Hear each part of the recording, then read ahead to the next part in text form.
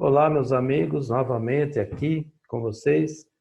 É, Meu nome é Joaquim da Silveira, nós estamos aqui tratando de revisão de contratos financeiros e recuperação de tributos. Isso são de caráter financeiro, né, representa para os nossos clientes finanças e, portanto, hoje é dia 9 de abril de 2020, apesar desse estado todo, dessa pandemia a nível mundial, nós estamos todos em isolamento social, só faremos aquilo que efetivamente for muito necessário, no mais atender a recomendação da OMS, das autoridades sanitárias, do nosso ministro da Saúde, que está aí à frente dos técnicos, de toda a ciência, é um mal necessário. Então, o nosso isolamento é um mal necessário, vamos ser obedientes, ajuizados, no sentido de efetivamente vencermos esta pandemia a nível mundial. Lamentamos todas as mortes, todos os estados em que famílias foram dizimadas com esse mal, e façamos aquilo que nos é possível fazer, que é o isolamento. Vamos ter fé, mas vamos também não deixar essa porta aberta aí para esse vírus, que aparentemente não é só uma gripezinha, como o pessoal vem falando. Bem, hoje nós vamos aprender aqui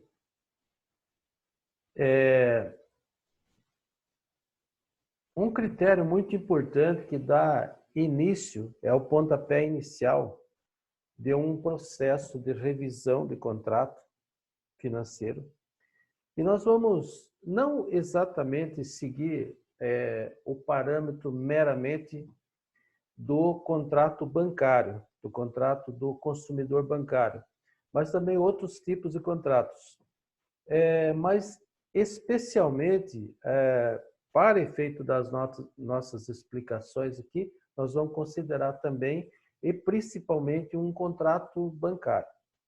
Então, nós vamos tratar hoje da simulação financeira, da importância desta fase, que é a fase que inicia o seu relacionamento com o teu cliente, e também uma fase onde esta simulação ela é onde se encontra, de um lado, portanto, a decisão do cliente bancário em ajuizar uma ação revisional daquele contrato, ou ainda se defender numa ação que já tenha lhe sido proposta. E do outro lado, também ele orienta o profissional, mais precisamente o advogado, a alinhavar e alinhavando a petição inicial, na qual será ou serão formuladas as teses que irão ser objeto daquela demanda judicial. Então, nós vamos ver algumas ferramentas e vamos examinar também o comportamento, especialmente dos bancos, na qualidade de credores, né? Porque, curiosamente, antes que haja um processo judicial para discutir um determinado contrato, o banco não ouve o seu cliente. Então, é basicamente disso que nós vamos falar hoje. Nós vamos tratar aqui dos contratos bancários e dos contratos não bancários. Então, nessa fase de conhecimento, de contato com o cliente, de contato com o contrato que ele traz para ser analisado, após uma análise preliminar do contrato, em especial daquele quadro financeiro, se tratando aqui do contrato bancário, definindo o valor comprovadamente disponibilizado pela entidade credora, ou seja, o valor incontroverso do contrato, a taxa de cadastro e outras taxas eventualmente devidas e excluídas aquelas que nós já temos decisão ou pelo menos noção de acordo com os dados, as informações de como se formou aquele contrato. Então, nós vamos fazer a simulação financeira, matemática financeira, isso. Então, definindo o valor comprovadamente disponibilizado, mais a taxa de cadastro, mais as taxas eventualmente devidas pelo cliente bancário, excluídas aquelas indevidas, nós chegamos a um valor que nós vamos considerar aí para efeito da simulação, que nós vamos informar ao titular do contrato, né, como cliente bancário, como eventualmente nosso cliente. E esse primeiro simulador que nós vamos examinar, ele nos dá a taxa de juro efetivamente aplicada naquele contrato, para efeito daquelas parcelas, aquelas obrigações periódicas. Ela vai mostrar exatamente a taxa de juro efetivamente utilizada, que nem sempre é aquela que está no contrato. Ou se você exclui uma tarifa, uma taxa, um valor qualquer do total financiado, você já tem aqui digamos, uma diferença naquelas prestações periódicas do contrato. Então, vou tentar compartilhar a tela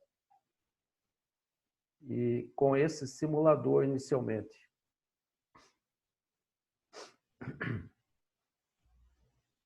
Santinho.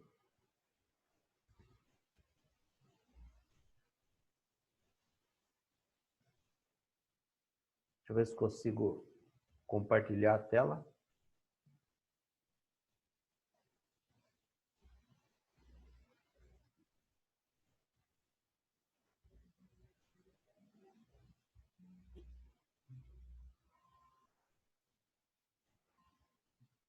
Esse aqui não.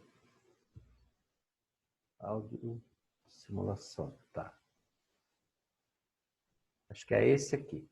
A tela está pela internet.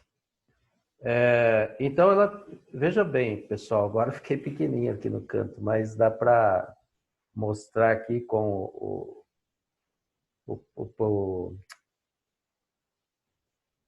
com o mouse o que eu quero mostrar aqui.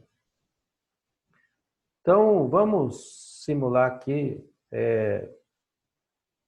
valor financiado. Então, eu disse a vocês que definido o valor efetivo disponibilizado, mais as taxas que você entende devidos, excluídas aquelas que você entende indevidos, que constam do quadro financeiro do contrato. Então, você vai pôr aqui, não sei se eu tenho aqui um contrato, só um instantinho.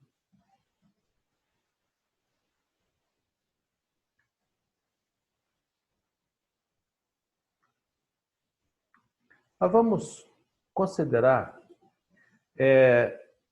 um contrato que você chegou à conclusão que é R$10.000. O valor da prestação, vamos colocar R$1.500. Aqui você define se houve taxa de cadastro e se essa é indevida ou não. Se for você considerar como advogado, você considerar juridicamente devido, você vai colocar aqui, digamos, por questão de meramente aqui, digamos, você chegou à conclusão que foi cobrado R$500 da taxa de contrato. Aqui, se você considerar que houve outras taxas que são efetivamente devidas, então você vai colocar aqui, digamos, tarifa de avaliação do bem, por exemplo, de R$300, digamos. Então, você vai colocar aqui 300. E agora você vai, o valor, o tanto de parcela, vamos colocar aqui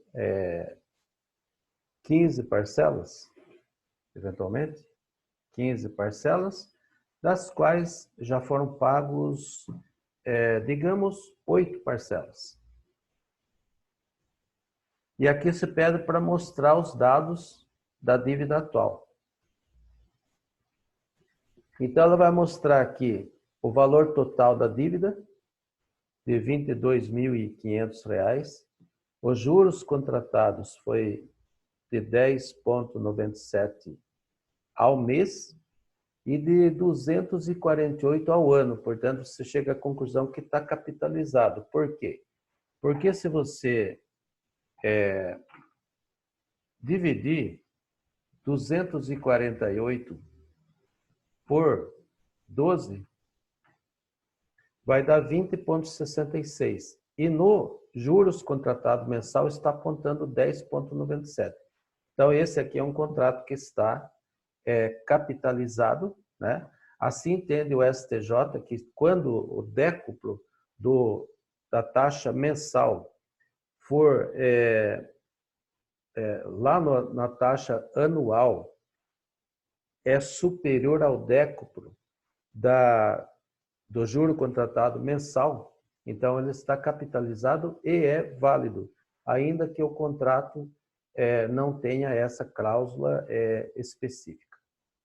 Bem, então você chegou à conclusão que se a taxa de juros aplicada aqui para efeito de cobrança do cliente foi de 10,98. Então, se lá no contrato está um valor abaixo desse aqui, já existe um motivo, pelo menos, que justifica a revisão do contrato. Né? Então, essa simulação. Por outro lado, há que verificar se essa taxa de juros também está de acordo com as taxas média divulgada pelo Banco Central. Então, aqui você tem um link onde mostra, nesse próprio programa aqui, descobre a taxa de juros do mercado para a pessoa jurídica e para a pessoa física, e inclusive onde dá a finalidade daquele empréstimo. Então, vamos ver aqui uma pessoa jurídica. Você tem aqui como descobrir pelo Banco Central qual é a média de juro de mercado naquela data do contrato para aquela operação financeira. Correto? Estão compreendendo? Ok. Bem, voltando aqui o nosso material, então você tem aí esse simulador, ele irá mostrar, além da taxa dos juros remuneratórios, os dados da dívida atual, como você acabou de verificar, fazendo inclusive uma comparação entre a tabela Price e a tabela de Gauss.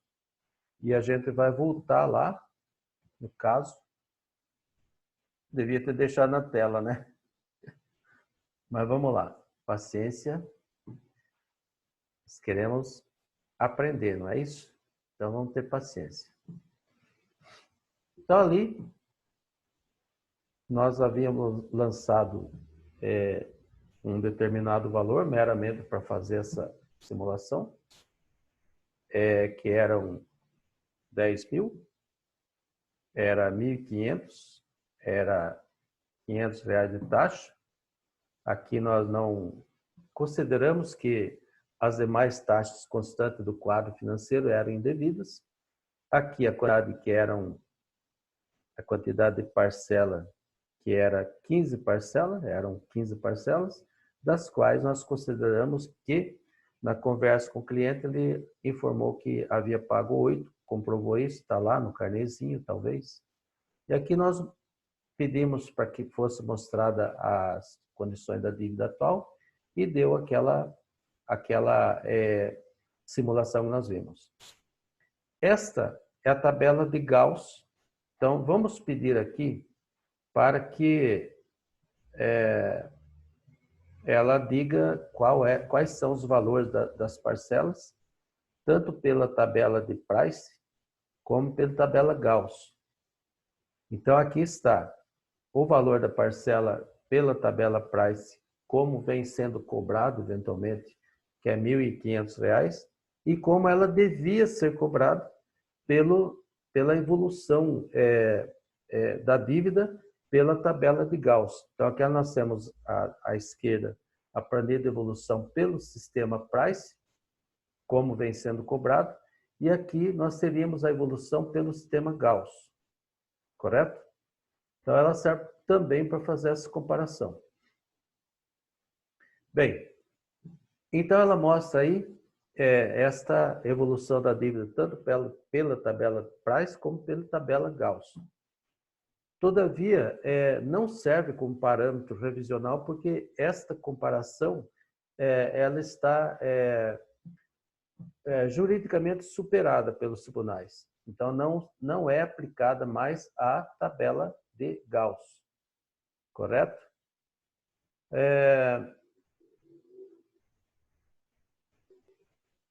Então, estando superado, o que nós vamos fazer?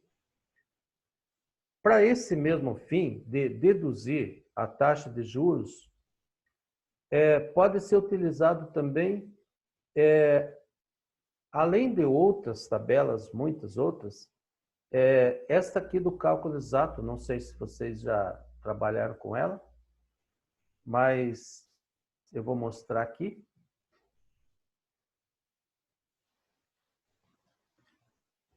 O cálculo exato serve para uma série de cálculos e, em especial, as condições de um contrato também. Até mesmo um contrato bancário, para você aquilatar qual é a taxa de juro que vem sendo aplicada ali, independente da taxa que conste do contrato. Então, aqui nós temos este simulador, que serve para uma série de cálculos. Não só isso, e nós vamos explicar ainda nesta aula como que você pode utilizar. Então, tem aqui empréstimos e financiamentos. Você pode utilizar também essa tabela para poder simulador de empréstimo, financiamento de veículos, financiamento de bem durável. Então, vamos abrir, por exemplo, aqui financiamento de veículos. Então, você tem aqui o valor do veículo, a entrada, o número de parcelas, o valor da parcela e a data da primeira parcela. Então, você pode utilizar este programa também. Para outros, até vou deixar esse simulador na tela, justamente para mostrar para vocês uma situação fática que nós tivemos recentemente e, portanto, nós vamos voltar a esse simulador. Existe também ainda um outro simulador mais conhecido aqui, portanto, que é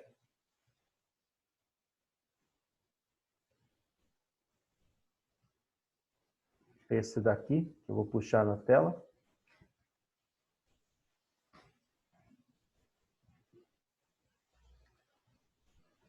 Está um tanto lento aqui, mas me desculpem porque é a realidade. Então, essa do Banco Central. Vamos também mostrar aqui.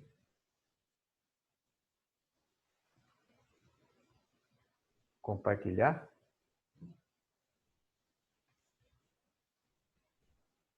Estou ficando esperto nessa ferramenta de gravar. Daí nós temos a tela do Banco Central. E aqui também há diversos. Esse é bem lento. Então, a aplicação do depósito regular, valor do futuro, do capital, financiamento com prestações fixas, que é justamente a situação que nós estamos simulando hoje. Então, aqui você pode lançar esses valores, número de meses do financiamento, taxa de juro mensal, o valor da prestação e o valor financiado.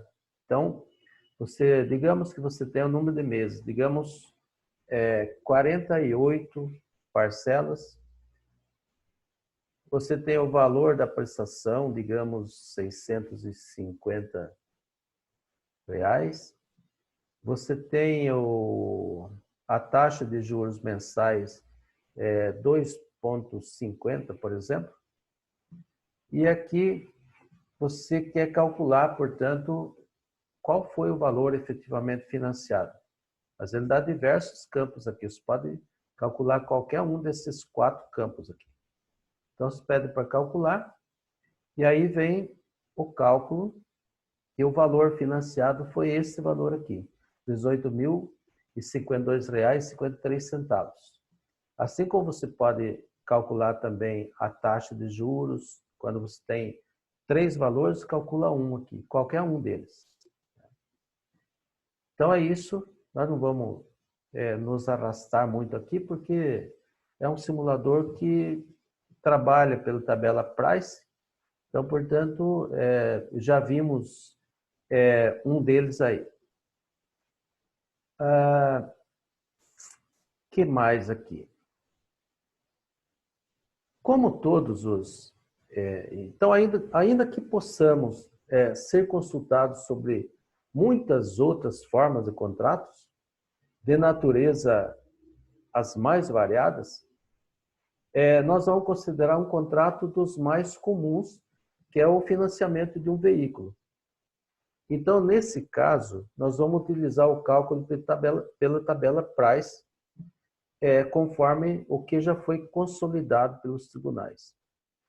Então, você tem aqui, lá você viu a tabela Price também e a tabela de Gauss, que não é mais aplicada. Então, nós vamos puxar aqui um simulador para fazer o cálculo pela tabela Price. Nós vamos compartilhar e fazer juntos.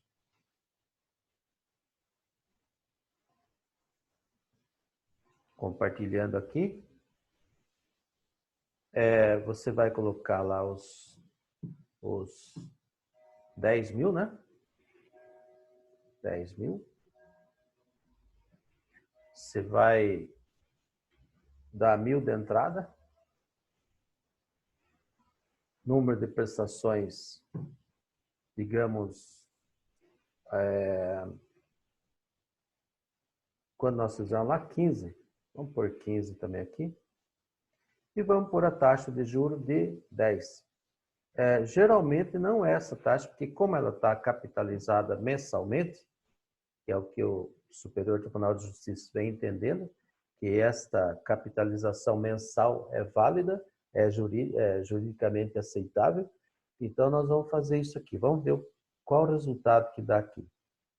Calcular. Numa situação real, você não vai encontrar juros dessa maneira, mas meramente para simulação aqui. Então, você tem que o valor da prestação é R$ 1.183,26 pela tabela Price, com 10% de juro ao mês. Aqui está capitalizado, logicamente, pela tabela Price, que já é capitalizado mês a mês. Então, consequentemente, se num contrato já houve o pagamento de 8 parcelas, quando ele terminou de sair do banco, pagou a 8ª parcela, o saldo devedor era R$ 8.760,62. Isso significa, se acaso você viu aqui que algumas das taxas não eram devidas pelo cliente bancário, esse valor não seria 10, seria menos que 10. Aqui você iria lançar o valor efetivamente que você juridicamente é considerado para efeito do preço do contrato, o preço do valor presente do contrato, não é? Então, segue esta ordem de raciocínio. Eu sei que vai surgir perguntas, mas a gente vai procurar zerar essas perguntas. Então, significa, se lá no contrato está sendo cobrado R$ 1.200, por exemplo, já há uma diferença paga maior em cada mês, porque o valor dá R$ 1.183,26. Então, ao ao total que é de 8 parcelas pagas, como nós viemos raciocinando, desses 5.760, há que tirar aqui, para efeito de simulação, de qual seria o valor da parcela doravante, como ele vem sendo pago a mais, nas parcelas adimplidas, espontaneamente, então há um valor para deduzir daqui. Então, lá quando a gente estiver trabalhando a petição inicial, nós vamos explicar, para efeito da petição inicial, como é que você vai fazer esse raciocínio técnico para embasar a sua petição inicial, e, em especial, o valor incontroverso de cada prestação periódica. Ok? Entendido? Então tá bom. Fácil, né? Então aqui você já terá elementos para apontar a existência ou não, né? De diferenças cobradas a maior, que irão determinar ao cliente se compensa ou não o ajuizamento da demanda, né? Então aqui já é possível também definir o valor incontroverso das parcelas, o que deverá continuar sendo pago aí nas mesmas condições do contrato. Então depois nós veremos como processar isso judicialmente. O que mais que temos aqui? Passar eu para cá, né?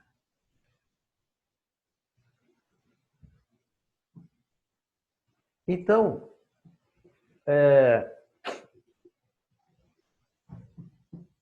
agora, digamos que é o momento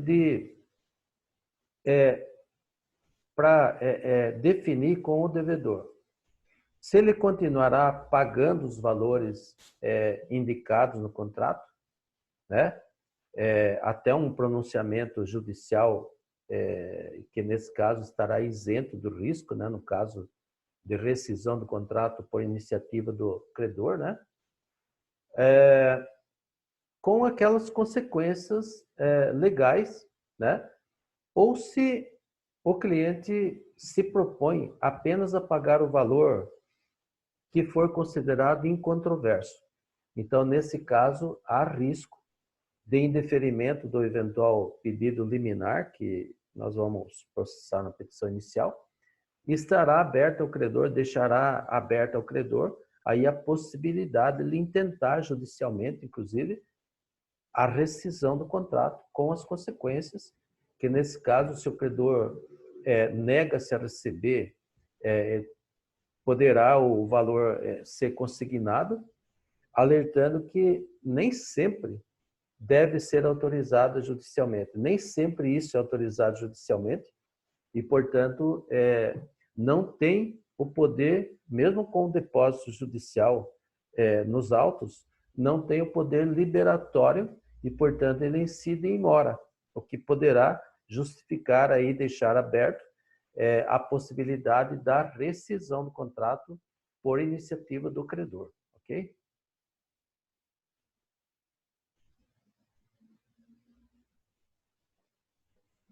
Deixa eu ver uma coisa.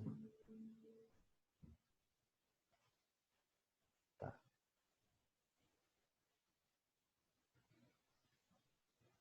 A telinha saiu daqui do esquema.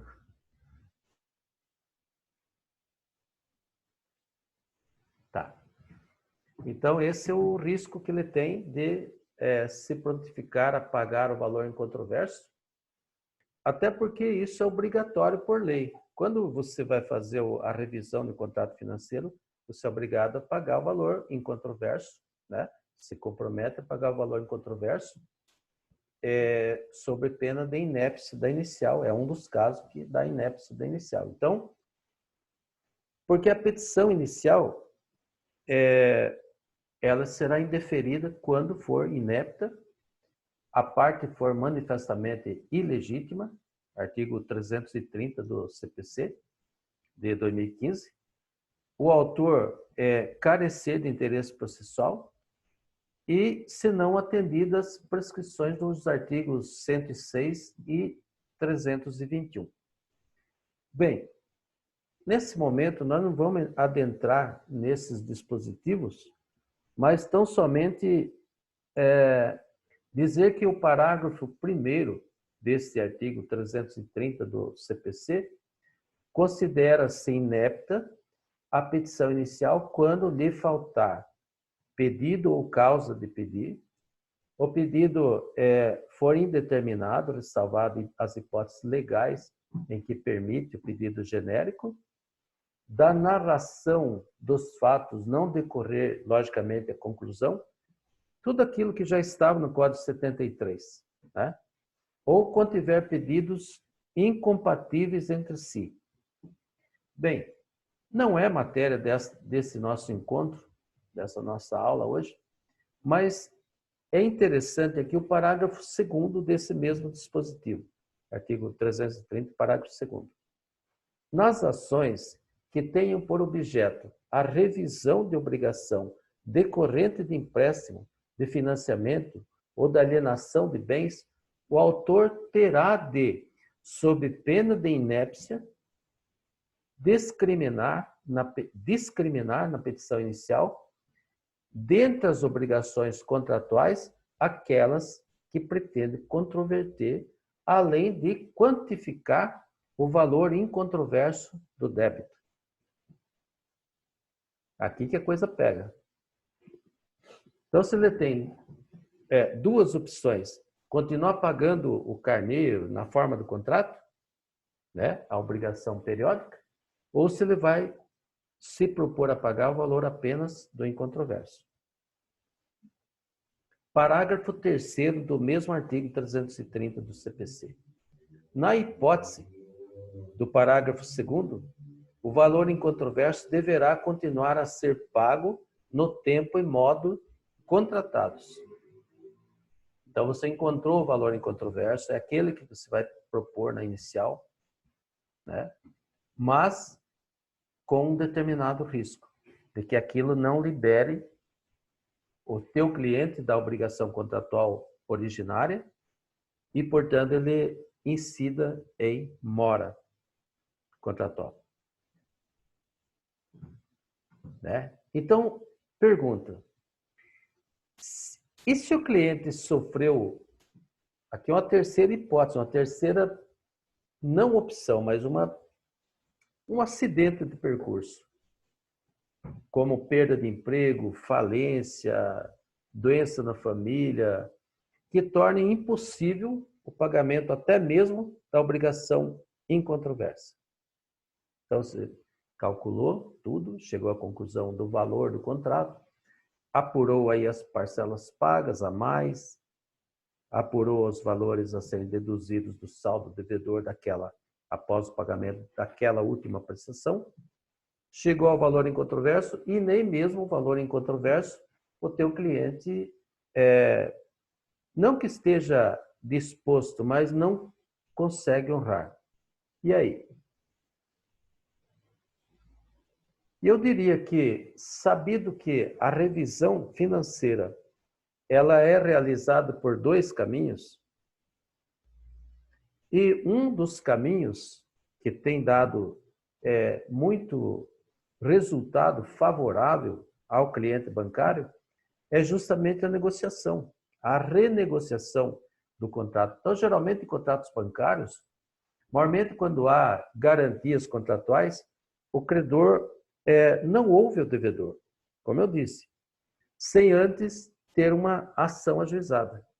Então, ajuizada essa ação, inicia-se um intenso contato entre ambas as partes, que muitas vezes deságua numa renegociação dos termos do contrato, vez que o interesse dos bancos não é ser vitorioso no processo. O negócio do banco é dinheiro. Então, quanto mais antiga é uma obrigação financeira bancária, mais se obtém, normalmente, um bom desconto para o seu pagamento, seu resgate. Então, a renegociação é intensa. O advogado que trabalha com isso, o escritório que trabalha com isso, tem pessoas treinadas, bem treinadas, para iniciar, conduzir uma negociação com o banco. Ouve-se o cliente, ouve o banco. Ouve o banco, ouve o cliente. Até que as partes acordam aí numa situação de renegociação que é muito favorável para o cliente bancário, para o teu cliente, no caso. E a outra forma da revisão financeira é justamente pelo cumprimento da sentença mesmo. Então, quando não houver negociação, quando impossível negociação no decorrer do processo, e a justiça tiver que decidir pela revisão ou não do contrato. E lembremos aqui que a exclusão de apenas uma tarifa ou taxa considerada indevida, como nós já falamos antes, relembrando, portanto, que ser considerada indevida pelo devedor já é razão plausível para autorizar a revisão. Muito embora a redução através do judiciário, em certos casos, normalmente nesses casos de revisão de contratos financeiros com alienação fiduciária, tem sido mínima a redução. Como tem acontecido em muitos contratos bancários que a gente já está aí muito calejado com isso. Então, portanto, mesmo assim, principalmente tendo em vista que o tempo de tramitação do processo da justiça, prazo que o devedor poderá se levantar, se recuperar financeiramente. Então, conseguir um novo emprego, sarar da doença, recuperar-se da falência. Então, mesmo que não haja condições do cliente suportar, nem mesmo o pagamento ou o depósito judicial daquele valor das parcelas no valor incontroverso, como levantamos na simulação, mesmo assim é recomendável o ajuizamento. Porque justamente ele pode se levantar daquela situação, daquele acidente de percurso na vida e propor uma negociação para o banco ainda durante o processo. Que sabemos não são, no caso, 3 esferas jurisdicionais, inicialmente na cidade em que se inicia, no caso aí a cidade em que o financiado reside, tem domicílio. Depois, dependendo da sentença, o recurso ao Tribunal de Justiça do Estado. Depois, vencidos os recursos, eventualmente um recurso especial perante o Superior Tribunal de Justiça, ou ainda um recurso extraordinário, caso haja repercussão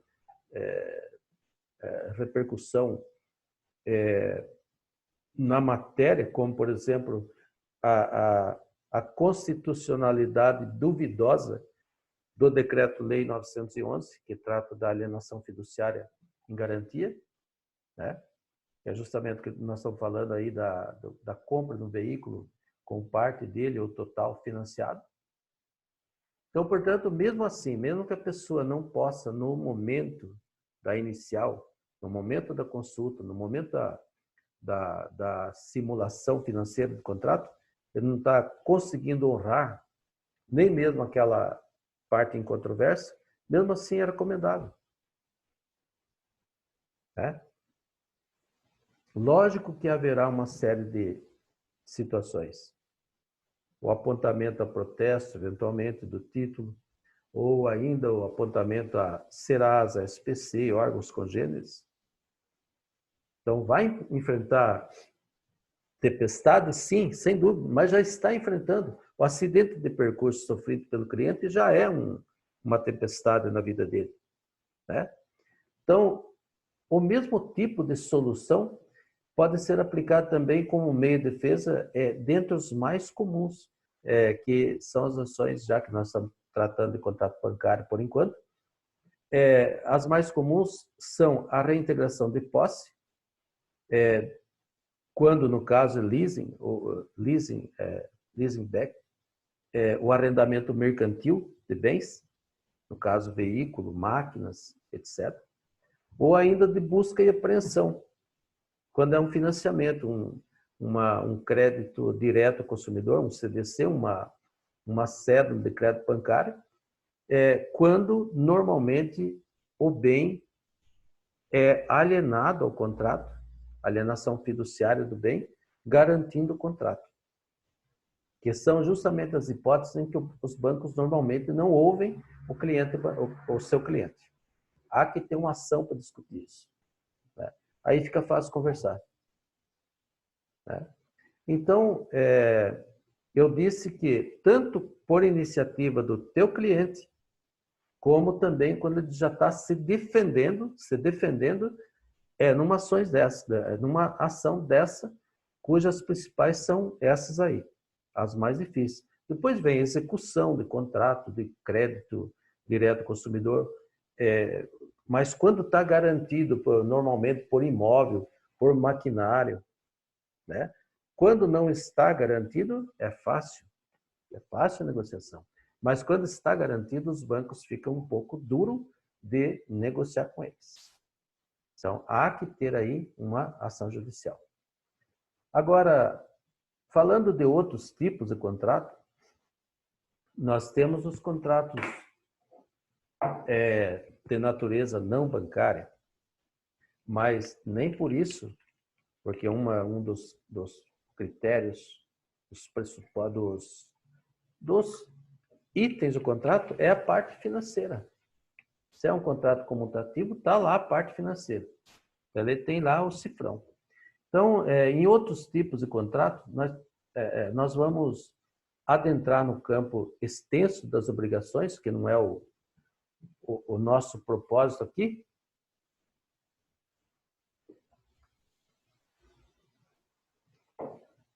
Mas adiantando que o contrato é a maior das fontes, das obrigações no direito civil.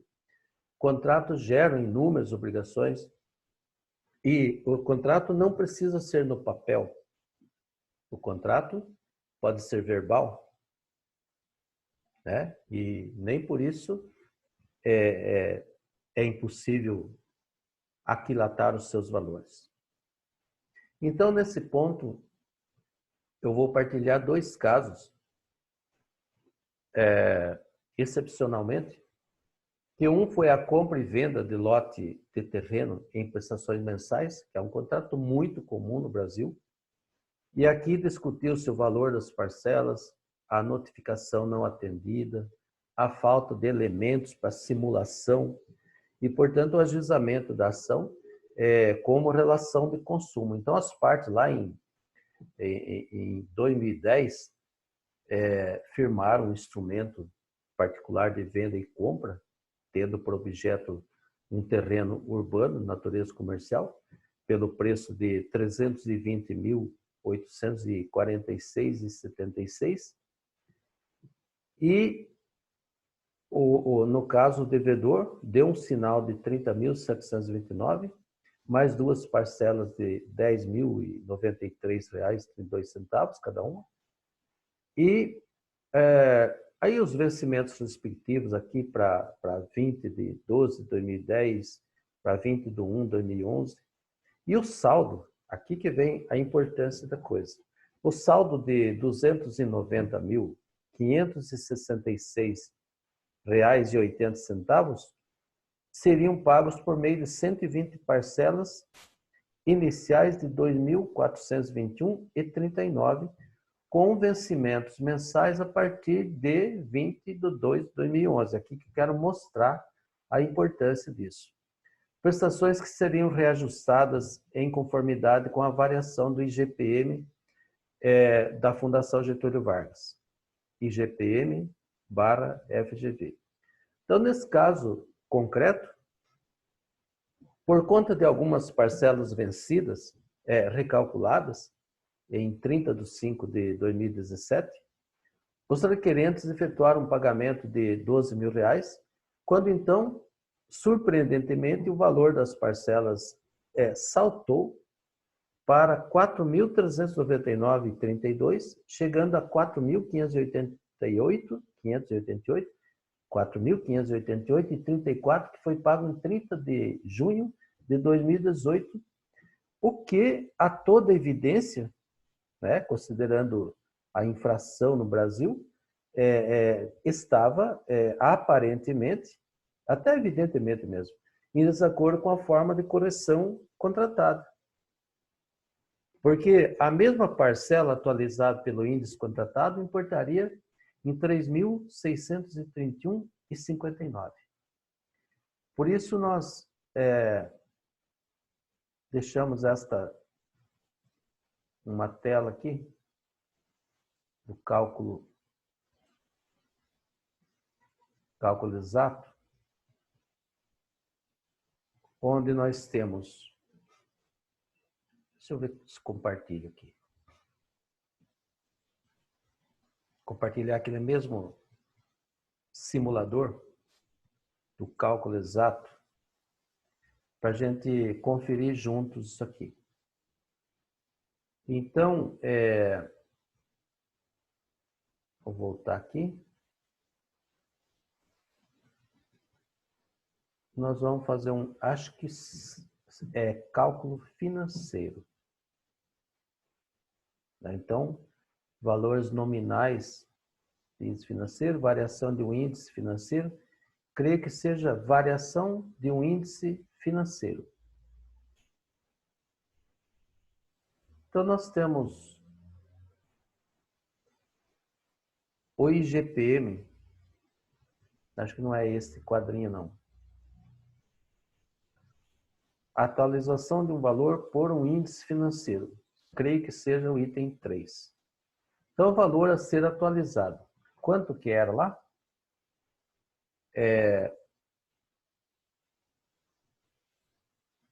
2.421,39.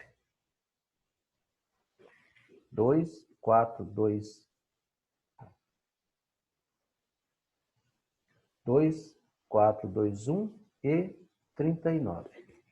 É isso? Qual era a data daquela obrigação?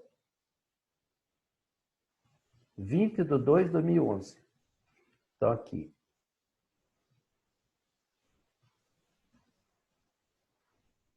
20/02/2011.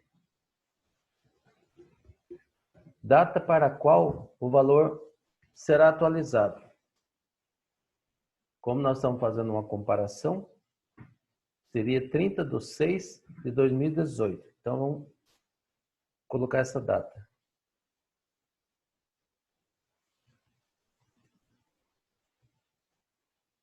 30/6/2018. O índice de atualização, como na forma do contrato, como a gente falou, é o IGPM. E, portanto, nós vamos continuar aqui.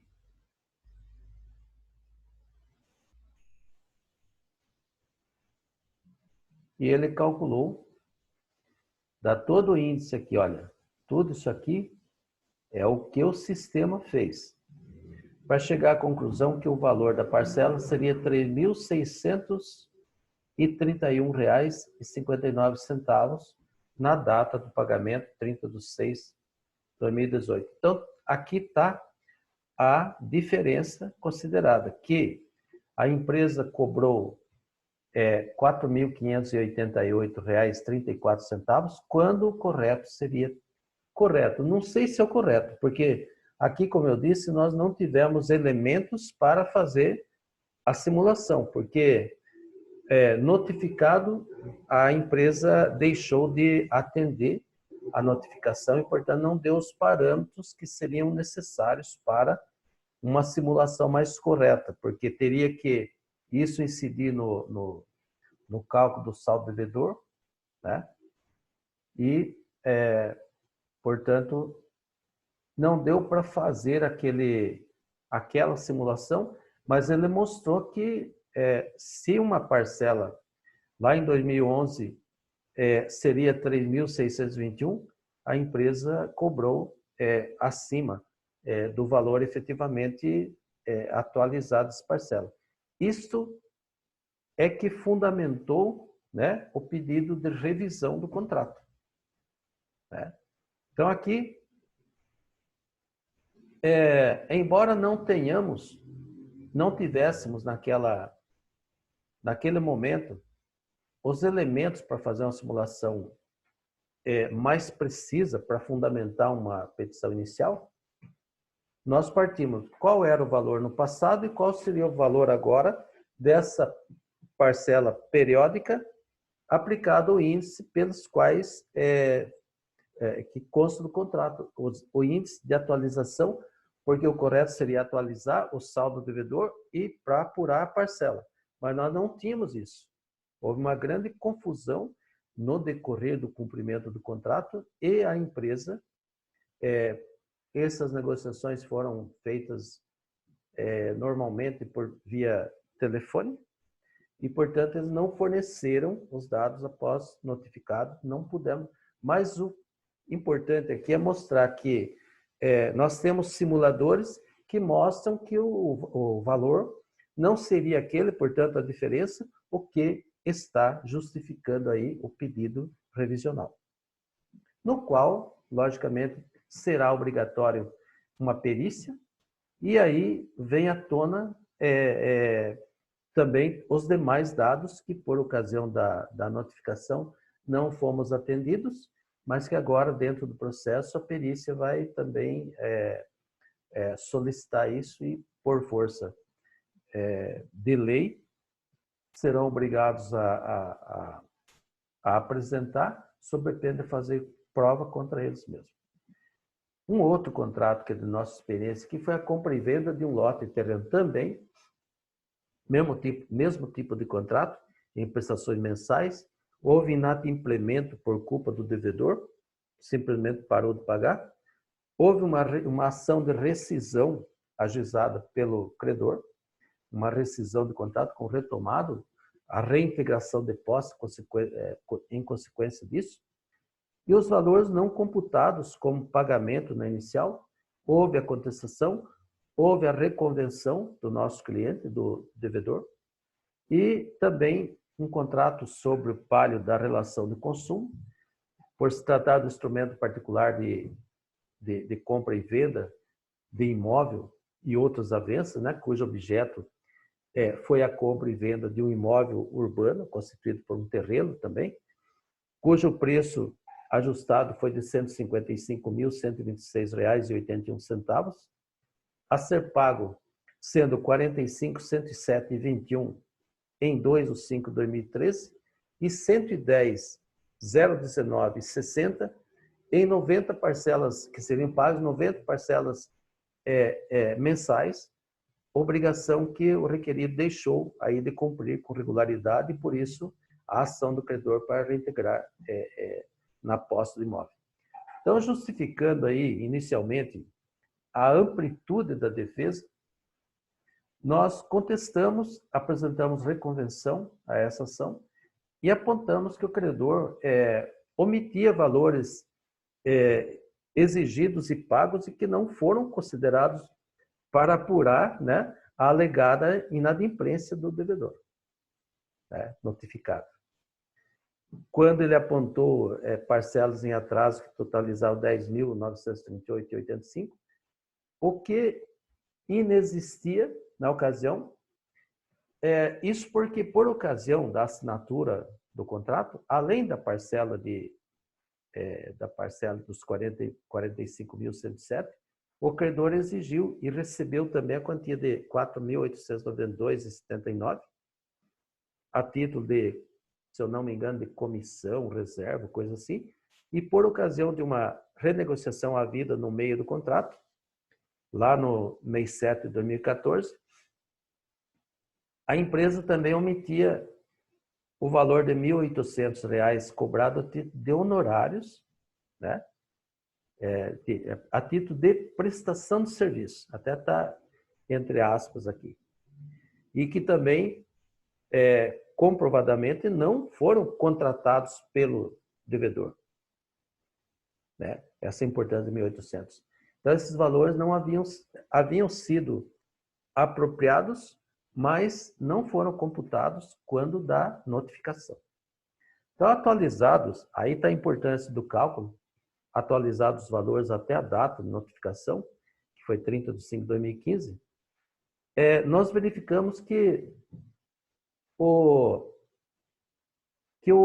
requerente, no caso, também era devedor de 9.248,23. 9.248,23 em favor do requerido, do nosso cliente. Então, anexamos lá a memória de cálculo, né?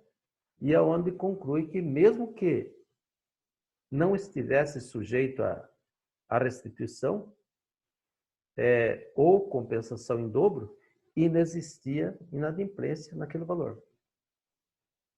Então, aí apontamos também a má-fé do requerente, né, no caso, e a evidência, portanto, que os valores apropriados mais omitidos, tanto na notificação como na petição inicial, não foram considerados e deviam ser restituídos ou compensados em dobro, né, conforme o parágrafo único do artigo 42 do Código de Defesa do Consumidor, aí daquele código instituído pela Lei 8078 de 90, né?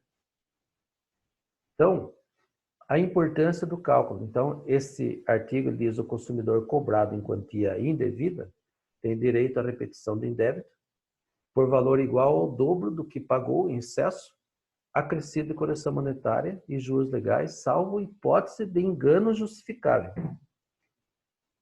Então, cotejando o valor do bem, objeto do contrato em referência, que era os 155.126,81, e a soma de todas as importâncias das parcelas e muitas pagas pelo requerido, atualizadas monetariamente, com juros desde a data de cada desembolso, né, somavam 128.643,87.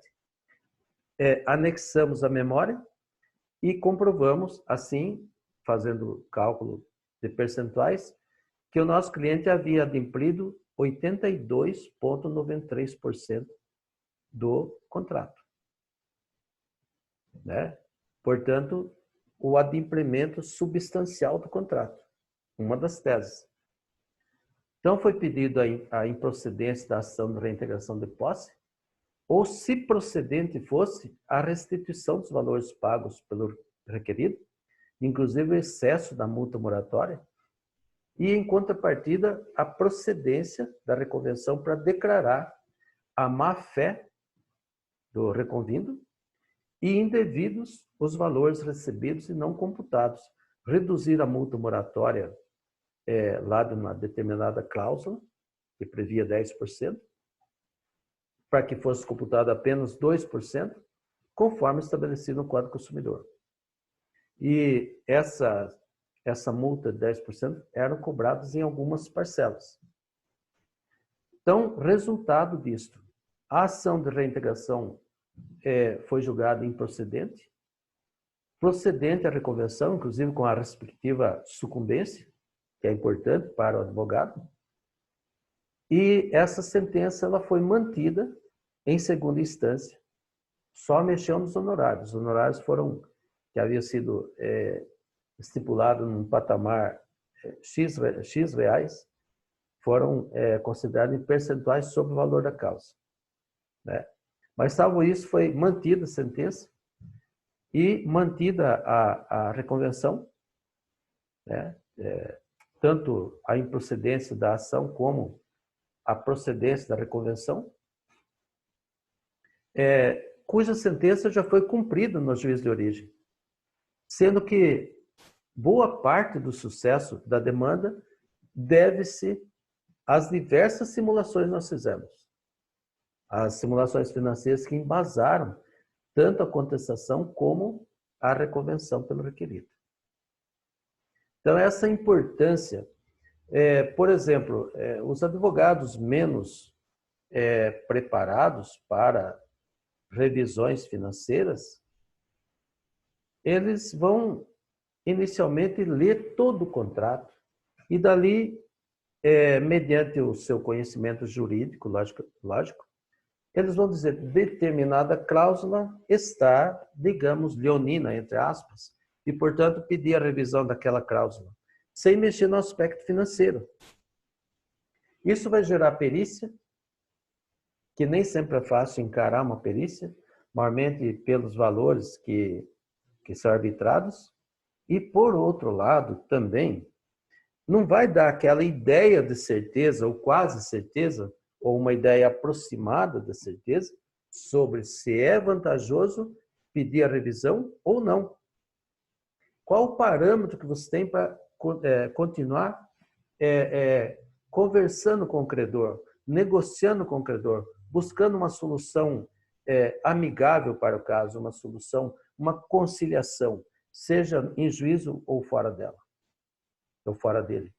Então, com a simulação financeira, mediante todos os simuladores que nós apresentamos e muitos outros que você pode adotar na sua vida prática, você tem muito mais visão, não só para transmitir ao teu cliente, como também para ir formulando as teses que você pretende levar ao judiciário. E eu espero com isso que todos tenham entendido a matéria, procurei facilitar de uma forma muito didática, acompanhando todas as simulações aí que nós demonstramos nessa aula, e que isso faça a diferença para todos vocês que lidam com contratos e, normalmente, onde o aspecto financeiro normalmente está presente. Um abraço a todos, espero estar com vocês novamente na próxima. Muito obrigado.